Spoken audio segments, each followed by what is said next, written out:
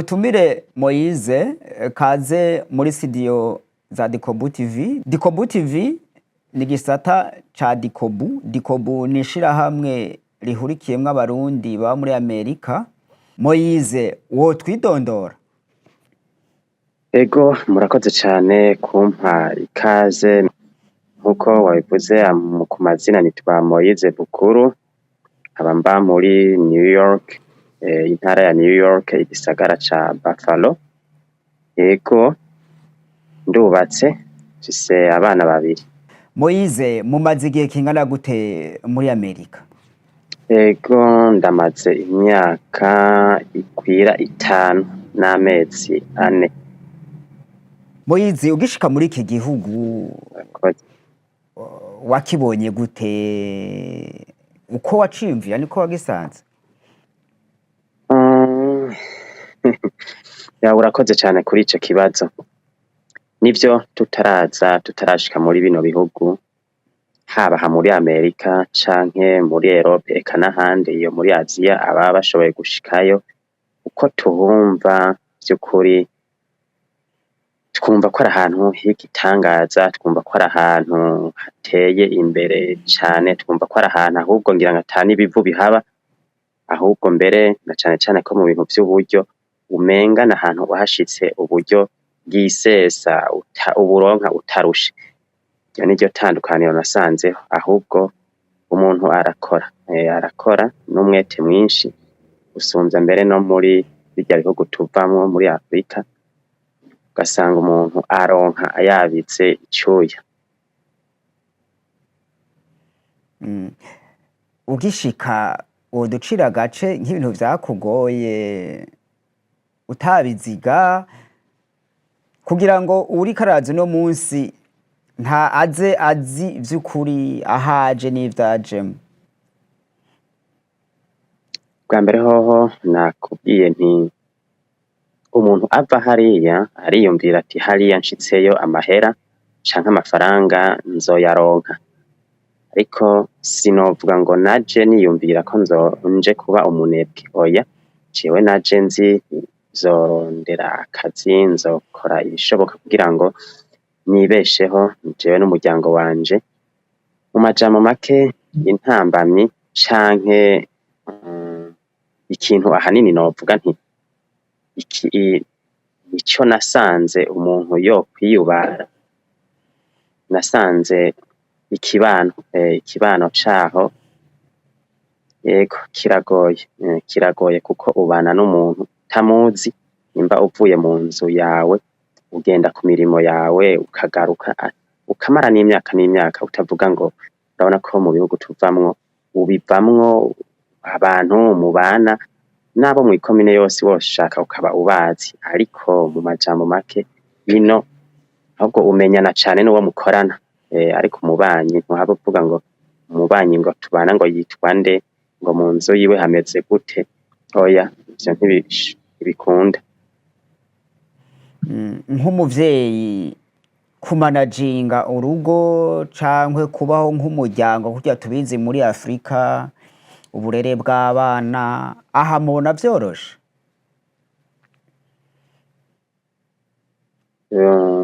Ubwa mbere hoho bisaba yuko nk'umuvyeyi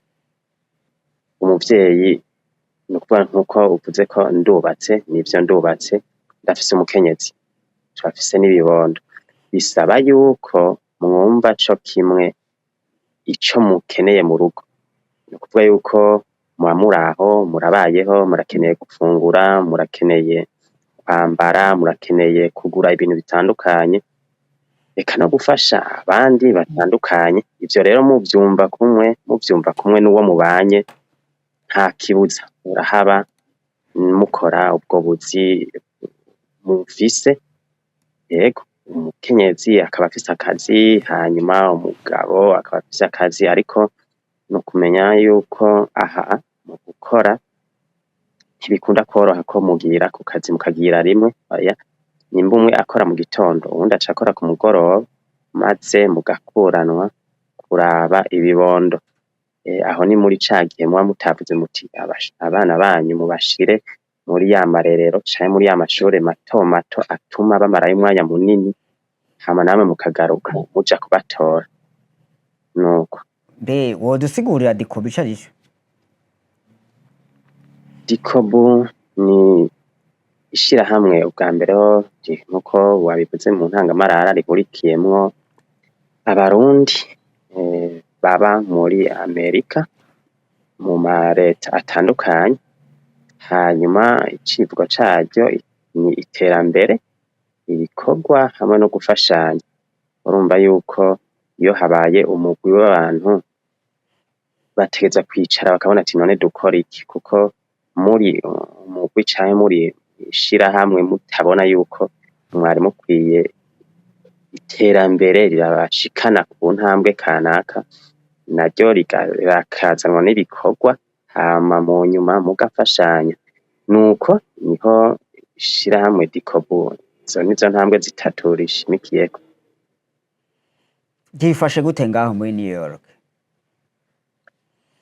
Muri New York abanywanyi bariho, nego bariho, ego bitabiriye akamo k'ishirahamwe DICOBU, hama nkuko dusanzwe tubizi riracamaze imyaka mike, riracamaze ikiringo gito, ku buryo ibintu bijanye no gufashanya ego biraba, iterambere turiko turi ku murindi wo gutererana ivyiyumviro duhereye ku baduserukira kugira ngo dutangure vy'ukuri, dutangure ibikorwa dushikana kw'iterambere nyakuri.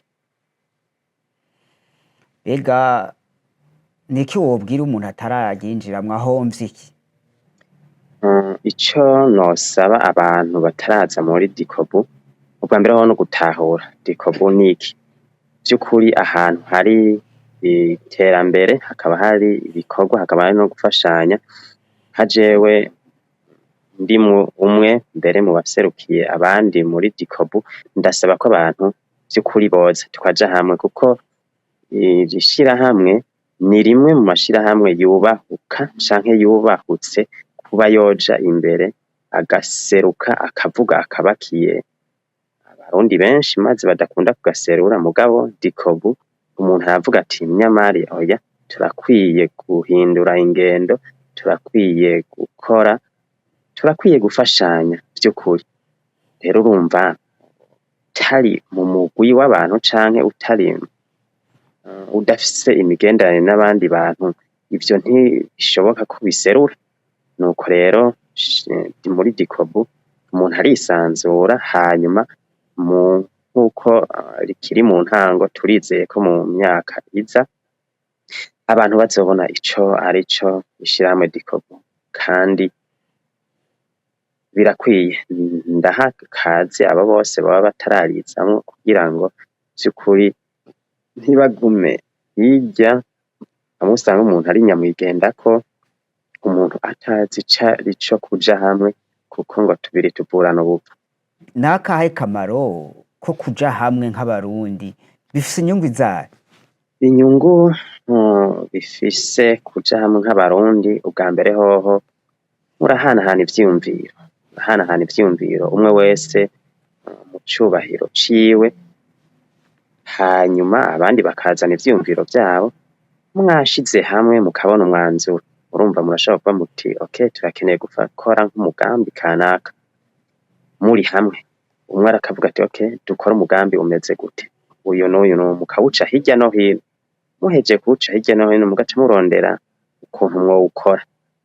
Niho hahandi haba nuko n'uburyo dusanze dufise ugasanga tutabufise ku makonti, ku mabanki, ntaco buriko burakora. Ariko uri mu mugwi w'abandi ukamwahanyahanya ivyiyumviro, bashobora kuvuga ati nyamara vya 200 ca igihumbi kiri kuri konti reka ndagikureko ndagishire hamwe n'abandi dukore wa mugambi twumvikana, hama mugaheza mugatera intambwe, mugatera imbere, ukiteza imbere ku bwawe, hanyuma n'abawe bagaheza bagashikirwa. Murakoze. Uwo kwifuza kwinjira muri DICOBU yobigenza gute?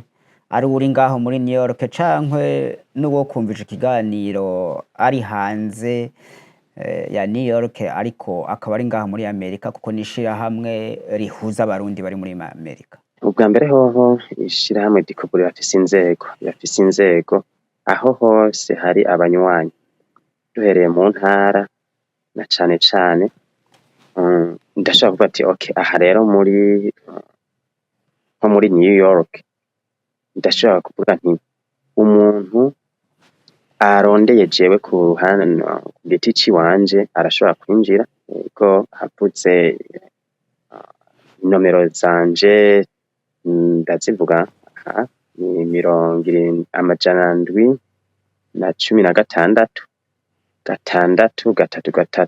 8 8 rimwe. Izo nizo namba ziwanje zidahinduka. Ikindi naco iri shirahamwe rimaze imyaka 2 n'amezi makeyi ritanguye, no kuvuga yuko ko biri kose abarundi batari bake bararizi. No kuvuga yuko naho atoca kuri jewe umuntu wese azi ari muri DICOBU amuciyeko ku mu ntara izo zose aca amubwira aho aca canke akamurungikira link agasoma mbere ibirimwo bisabwa canke akamuha amategeko, maze abonye abishimye akavuga ati eko nanje no kwifatanya nabo. Kandi rino shirahamwe ntirikwega abantu ku ngufu, oya wewe uvyiyumvamwo go urarijamwo, hanyuma izo ntambwe zikurikira ukazisabikanya nabo usanzemo kanabazoza mu nyuma. Mu majambo make nuko uregera umunywanyi usanzwe uzi ko arimwo akagusigurira, akaguha rero ivyangombwa mu nyuma ukiyandika canke akakwandika. Urakoze. Kugira ngo ube umunywanyi hasabwa iki? Kugira ube umunywanyi wa DICOBU hariho impapuro canke form yo kuzuza kugira ngo umuntu yinjire. No kuvuga rero yuko uri umuntu yubatse, mpere ku muntu atubatse. Umuntu atubatse arasabwa amadolari 20 kugira ngo abe umunywanyi wa DICOBU. Nta kindi kintu na kimwe gisabwa kuri we, ni amadolari 20 asabwa. Igihe aba ariko aruzuza iyo form arabona ko ayashira ayo madolari 20 arashobora kuyatanga kuri uwo mwanditse nyene canke akayatanga ku bundi buryo babusanzwe butegekanijwe. Ikindi naco umuntu aba yubatse nawe asabwa amadolari 40. No kuvuga ko acaba umunywanyi burundu, so kuvuga ko ayo 40 azosubira kwama yatanga oyaye. Nta contribution mensuelle, nta mafaranga asabwa umuntu guma ariha ku kwezi nk'umunywanyi. Umunywanyi wa DICOBU nivyo aho wari wambaje ati asabwa iki kugira yinjire. Rero iyo ntambwe yindi nayo ashitse akaba yabaye umunywanyi, nivyo harabaho amadolari 10 ku kwezi ku muntu atubatse, n'amadolari 20 ku muntu yubatse, ni buri kwezi. Bashaka kuvuga ati none ayo madolari nayiki?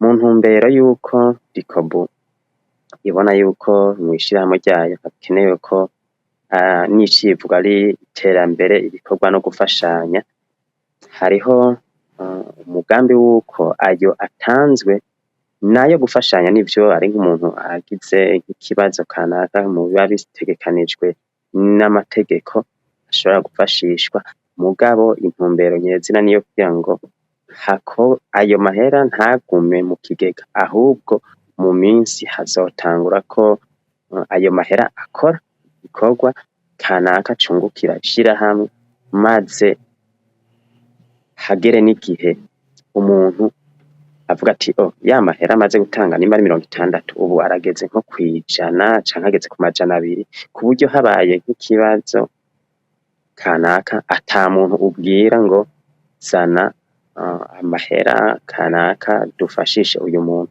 Ico rero muri DICOBU carasezerewe.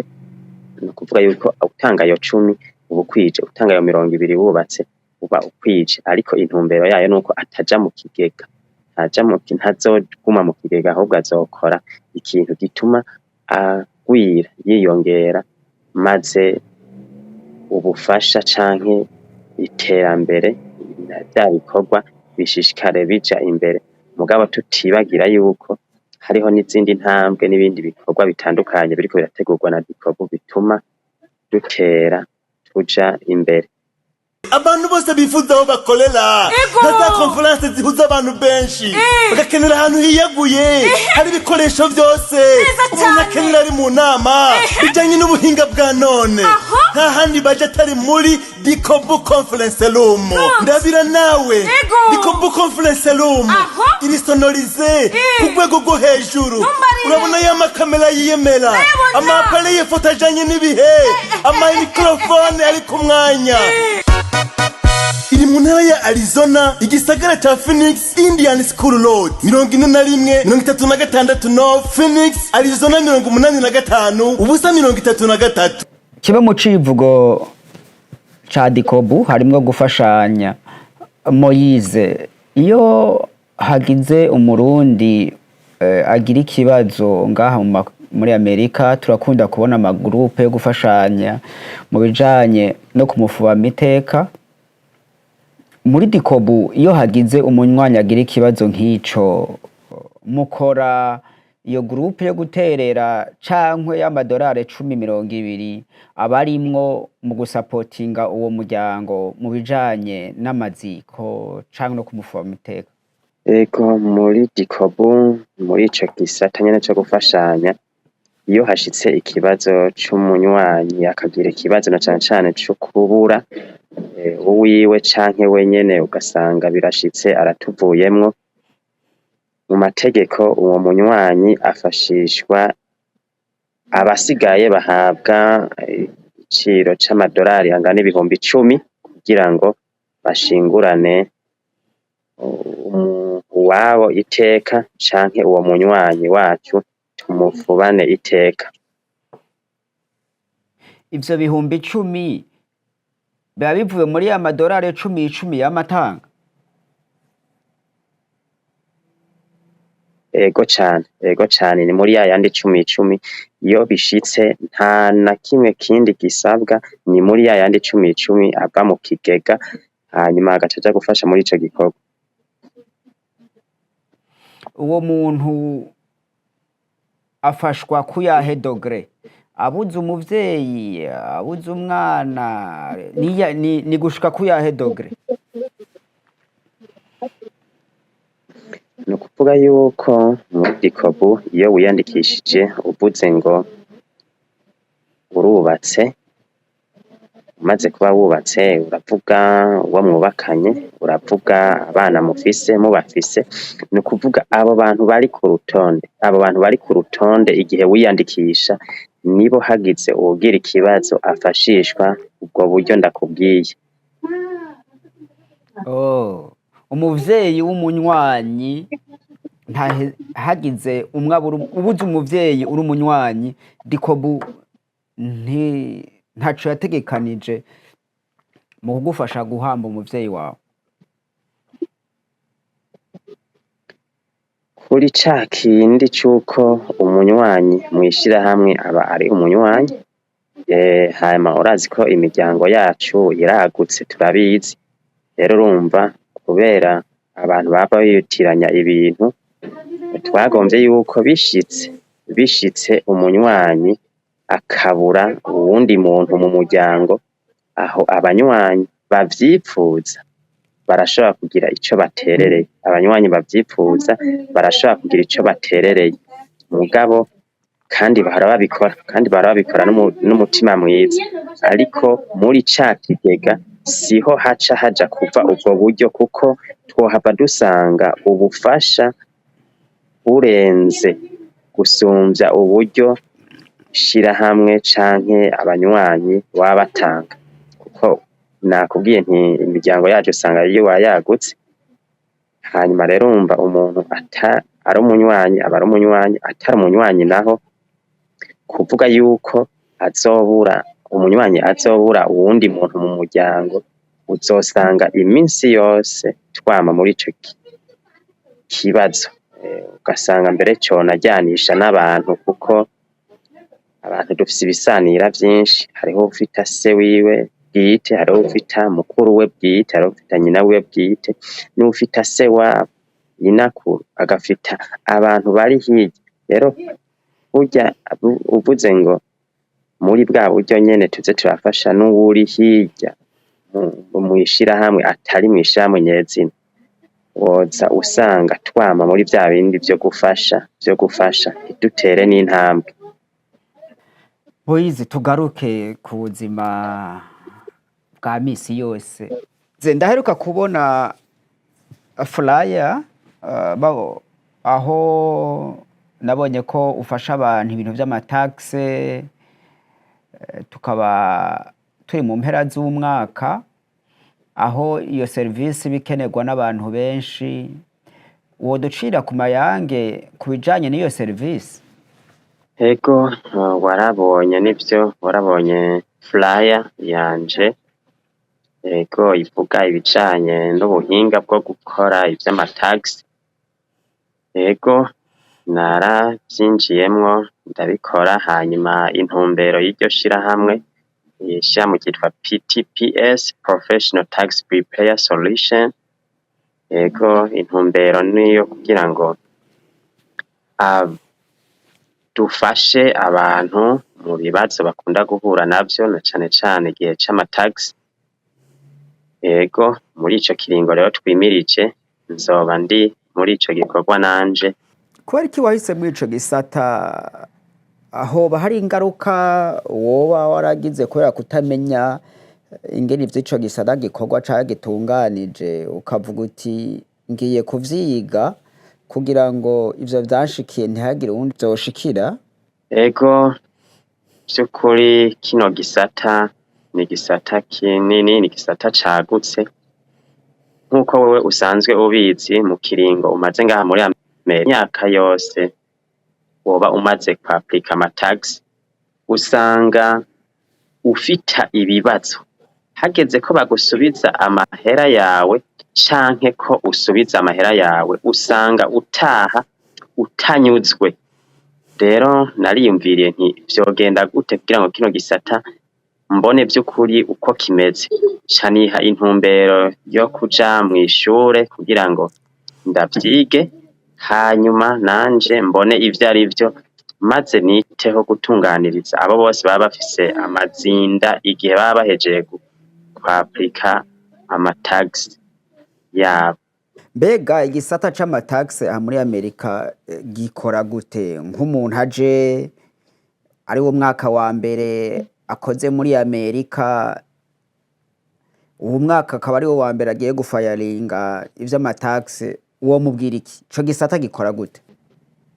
Ico gisata uko gikora, bwa mbere hoho umwaka uheze umuntu wese aba afise ibikorwa akora ngaha muri Amerika, Leta iramurungikira igitigiri canke urutonde rw'amahera aba yarayinjije.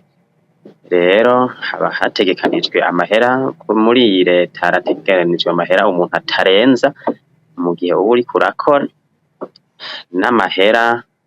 Rero muri ico gihe bishitse ukarenza uwo murongo baba bafatirako muri Leta, bica bisaba ko hariho amahera usubiza makeyi, usubiza baciye ayari munsi yayo bafata, kandi nawe uburyo ukoresha ari bwinshi kandi busiguritse, Leta iraheza ikagusubiza amahera makeyi. Umuntu aje kukwitura ni ivyahe bintu yoza yibangikanije? Ni ukuvuga yuko hariho iyo fomu yitwa W2, iyo ateza kuza ayifise, nimba yakoze ubuzi burenga bubiri aza zifise zose. Hama ikindi naco ciyongerako, hariho uba afise business aca afita iyindi fomu canke izindi fomu z'ayandi mazina aza abifise, akongera akaba afise identite yiwe na social security yiwe. Hariho n'ibindi dushobora kumubaza yoba afise akura muri Leta. Hanyuma nk'abo nyene baba bafise nk'abana bakiri bato, arashobora kuba yarafashe nka konje bakamurungikira rero urutonde rw'amahera kanaka aba yarahawe, nako nyene iyo fomu arayizana, hanyuma umuntu agaca atangura rero kumwuzuriza amataxi yiwe. Ku muntu ashaka ubwo bufasha yogutora gute? Ni mpaka abari ngaho Buffalo canke n'abari inyuma ya state ya New York urashobora kubafasha? Mpejeje gufata ivyigwa vy'aya mataxi barampaye impapuro zibinyemerera, ego certificate canke ugwete rumpa ubwo burenganzira bwo kubikora rupfuye muri leta ndarufise. Ni ukuvuga rero yuko igihe umuntu aba akeneye guca kuri jewe, aba aho aba hose, leta iyo ariyo yose aba arimwo ndashobora kumutunganiriza kuko ni ku rwego rw'igihugu. Yego ivyo vyigwa nabifashe ku buryo iryo shirahamwe ndimwo rikora ku rwego rw'igihugu cose, kuvuga rero ko nanje ndarikoramwo ntunganiriza uwo ari we wese ari muri Amerika. Hanyuma urashobora kuvuga ati andonka gute?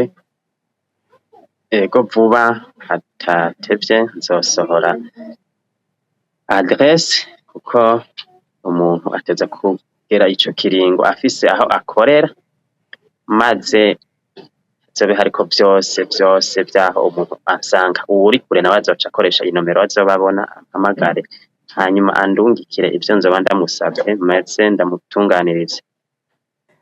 Mbega iyo umuntu akwituye ni wakuriha canke urihwa na IRS, igisata kijejwe amakori muri Amerika? Ego nkuko ubizi, iyo hageze rero ico kiringo umuntu yatwituye kugira ngo tumutunganirize, nta mahera tumusaba, kiretse yuko twebwe duheje kumutunganiriza turabirungika muri IRS, hanyuma nayo igaheza ikaduhemba. Urakoze cyane, twizere ko uzohurimbirwa na benshi, kubera ko ni gisata vy'ukuri abantu benshi badasobanukiwe. Iyo ugize amahirwe ukaronka umuntu musangiye ururimi azi ico gisata, ashobora kugufasha muri ico gisata, n'ubufasha bukomeye cyane muri community. Murakoze cyane kuri aka kanya muduhaye. Hari ijambo ufise wobwira abanywanyi ba DICOBU TV? Ico nobwira abanywanyi ba DICOBU n'abandi bose baba bazi DICOBU, nuko ari ishirahamwe intumbero yaryo ari kuba hamwe, gushira hamwe abantu bakaja hamwe maze bakagira ico bakoze, bakagira ico bashitseko, kuko vy'ukuri nk'abarundi turi mu mahanga muri Amerika n'ahandi, birasaba ko twogira ubumwe tukegerana, kandi ubwo bumwe bwo kwegerana kwacu niko kuzotuma duhinduka mu mitima no mu kibano, eka tugashishikara dutera intambwe ariyo iranga abana b'abantu. Murakoze.